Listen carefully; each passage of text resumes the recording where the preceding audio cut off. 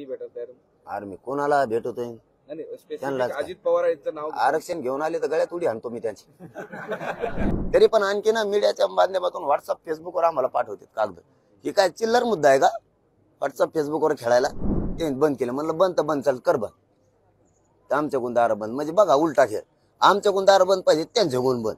अरे धंदा.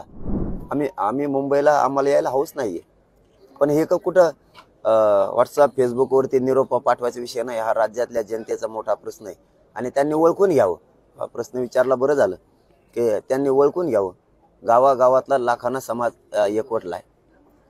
जिल्ह्यातला तालुक्यातला आपण प्रत्यक्ष बघितलं. इथून तिथून पाथर्डी असेल, तिसगाव असेल, जे गाव असतील, करंजी असेल, आता नगर आहे, उभा राहायला सुद्धा रोडवरती जागा नाही. हे सरकारच्या लक्षात येत नाही का? लोक जर रस्त्यावरती कामं टाकून पळायला लागले आणि तुम्ही भाषा करता चर्चा बंदची, दारं बंदची, वेळ द्या देऊ. अहो जर मुंबईत गेले आणि तिथं जर तुम्ही काही त्रास द्यायचा प्रयत्न केला तर राज्यातला मराठा एकही थांबणार नाही. जसे मुंबईच्या गल्लीत मराठी असणार आहेत, तसे इकडे राज्यातल्या रस्त्यावर फक्त आणि फक्त मराठीच असणार आहेत. याची सुद्धा जाणीव सरकार म्हणून, आपण पालकत्व स्वीकारलंय म्हणून घ्यायला पाहिजे. कारण ही जनता ही दैवत मानता तुम्ही आणि या जनतेचा प्रश्न सोडत नाही. ते आम्हाला विठीस धरताय आणि राज्य म्हणताय की अडचणीत आलंय आणि विठीस आम्हाला धरलंय. हे सरकारला शोभताय का? असं समजतंय की आज संध्याकाळी म्हणजे राम मंदिर सोहळ्याचा कार्यक्रम झाल्यानंतर संध्याकाळी तुमच्या बरोबर भेटण्यासाठी शिष्टमंडळ येऊ शकतं. येऊ द्या ना. आम्ही स्वागत केलंय. आम्ही दरवाजे उघडे ठेवलेत. या, आमचं काहीच म्हणणं नाहीये. आम्ही कुठे दरवाजे मराठ्यांनी बंद केलेत. फक्त एक जाणीव असू द्या. कोणची जाणीव असू द्या? ही आता तरी सहजतेने आंदोलन घेऊ नका. जर लोक आंतरवालीपासून नगरपर्यंत लाखानं आहेत, मी लाखानं शब्द वापरतोय कारण तुमच्या पुढे खोटं बोलणं सोपी गोष्ट नाहीये. हो, कारण तुम्ही चेक करताय. मी रात्री सहज बघितलं. आतापर्यंत बघितलं नव्हतं. मी पुढे होतो. म्हणलं गाड्या पुढे जाऊ द्या जेवणाच्या ठिकाणी. पोरांची हडबडणी झाली पाहिजे. आपल्याला 2 वाजता, यांना 9 वाजता जाऊ द्या. ज्यावेळेस गाड्या निघायला सुरू झाल्या, अहो आमची नगरमध्ये पोहोचली तरी गाड्या पाठीमागून येतच होत्या.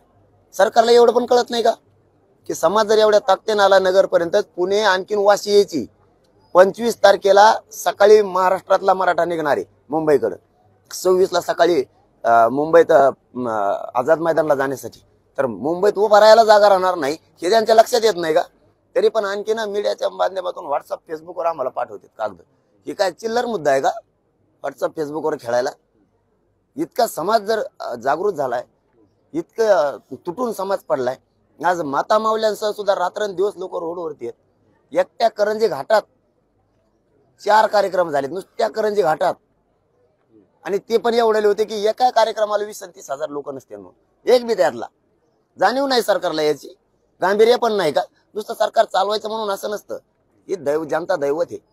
याने आपल्याला साथ दिलेली. मग यांचा प्रश्न काय आपण पुढे होऊन जाणून घेतला पाहिजे. ते सोडून पुढे सत्तेची रग अंगात घेऊन आंदोलन मोडायचा प्रयत्न नसतो होत. आणि ती जर प्रयोग डबल झाला ना तर तुम्हाला सांगतो रस्त्यावर या राज्यासह देशात आंदोलन सुरू होईल. तुम्ही असं म्हणताय की ताठरपणा न करता सामंजस्यानं घेतलं पाहिजे. आज तुम्ही आवाहन कराल का? हा शब्द मी वापरतोय की सरकारला आवाहन कराल का? मी परवाच केलंय, विनंती केली की तुम्ही आमच्याकडून सुरू आहेत. पण कोणतरी म्हणलं ते बंद केलं. म्हणलं बंद तर बंद, चल कर बंद. तर आमच्याकडून दार बंद म्हणजे बघा उलटा खेळ. आमच्याकडून दार बंद पाहिजे, त्यांच्याकडून बंद. अरे धंदा. आम्ही उघडतो तुमचं दार. तिथं आल्यावर बंद कसं असतं ना, मग तिथं आल्यावर उघडी झाली. 18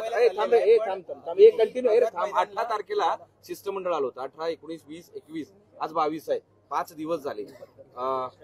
5 दिवस झाले तुमच्याशी चर्चा नाही. ठीक आहे ना. सर जाऊ द्या. 5 दिवस झाले चर्चा होऊ शकली नाही, झाली नाही. आता त्यांच्या मनात काय मला माहित नाही, पण आम्ही मुंबईकडे निघालो आणि आरक्षण घेतल्याशिवाय मी हटत नाही आता. कारण ते हक्काच आहे.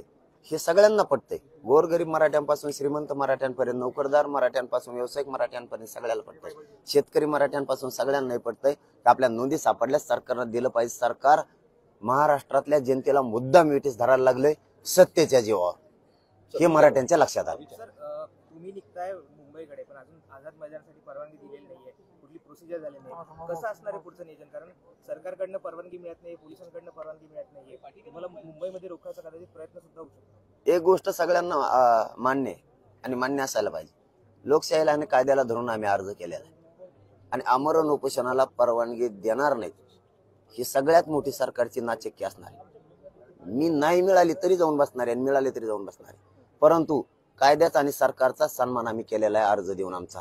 आणि तुम्ही कायदा जर पायतोडी तुडवत असाल सत्तेच्या जोरावर आणि परवानगी देण्याची सगळ्यात मोठी नाचक्की असणारी सरकारची की परवानगी शांततेच्या आंदोलनाला दिलेली.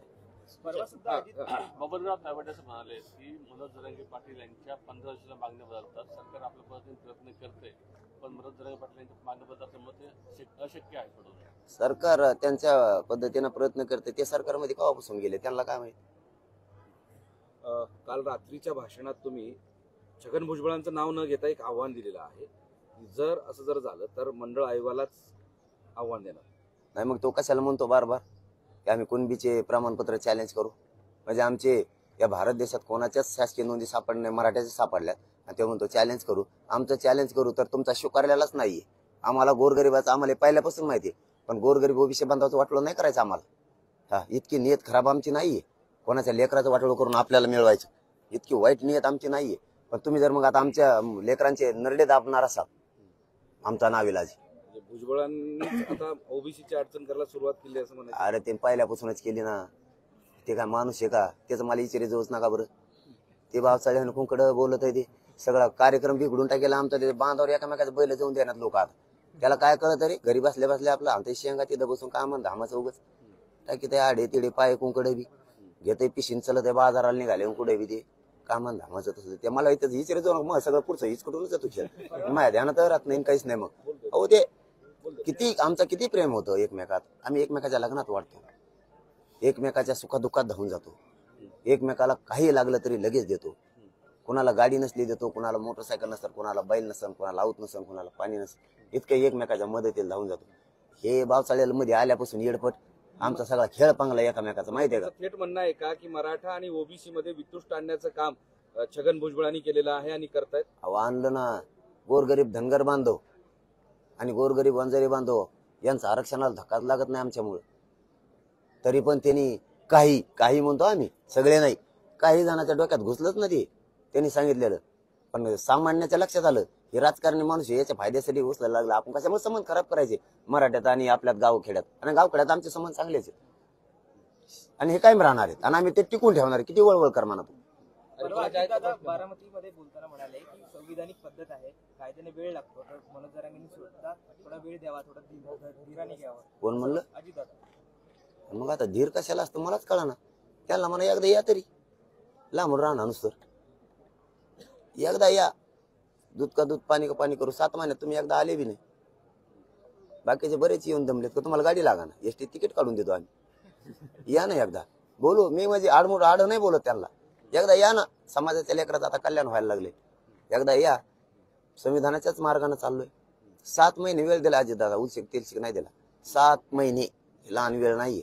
उलट तुम्ही गोरगरीब मराठ्यांच्या लेकराच्या बाजूने बोलायला पाहिजे. सरकार तुम्ही चुकीचा करायला लागला डायरेक्ट म्हणलं पाहिजे त्यांनी. 7 महिन्याचा वेळ दिला याच्यापेक्षा किती वेळ द्यायचा हे अजितदादांनी स्वतः सरकारला म्हणायला पाहिजे की हे पोरांच्या नोंदी सापडल्यात मराठ्यांच्या नोंदी नसत्या सापडल्या तर तुम्ही नव्हतं द्यायला पाहिजे असं अजितदादांनी सरकारला म्हणायला पाहिजे. पण आता नोंदी सापडल्या कसं काय देत नाही तुम्ही. जर अजित पवार आज आले भेटायला तर तुम्ही तयार आहात या म्हणून सांगताय त्यांना कधी भेटायला तयार. अरे मी कोणाला भेटतोय नाही त्यांनाच काय. अजित पवार यांचं नाव आरक्षण घेऊन आले तर गळ्यात उडी आणतो मी त्यांची. भेटायचंच काय असा चिपकून बसतो की सुटतच नाही. नाही गेल्या आठवडाभरापासून तुम्ही आणि त्यांच्या वक्तव्यात जरा असा विसंवाद दिसतो म्हणजे जरा काहीतरी एकमेकांकडे खार खाऊन बघितलं असं वाटते. कार काल ते कुठं महाबान थोड्या का मी त्यांचा वावर कब्जा केलाय कोणच्या वावरवर त्यांच्या. ते मला मराठ्याच्या आरक्षणाच्या विरोधात बोलला मग ते मराठ्याचाच नाही कोणाचा असतो आपण सोडितच नाही. कारण मला जातीपेक्षा मोठं कोण नाही मी कोणाला गिनीत बी नाही. त्यांना काय म्हणत गरज होती कारवाई करू. आता कारवाई जर झाली ना आम्ही म्हणणार यांच्याच मुळे झाली. हा येणेच काढी लावून दिली दिसती पोलिसाला. म्हणजे त्यांनी जेने ते डोक्यात आणून दिले घेणं न देण्याचं. दुसरं आज श्रीरामाची प्राणप्रतिष्ठापना आहे. मोठा सोहळा होतो आणि देशातले सगळे साधू संत महंत पंतप्रधान सगळे अयोध्येत जमा झालेले आहेत.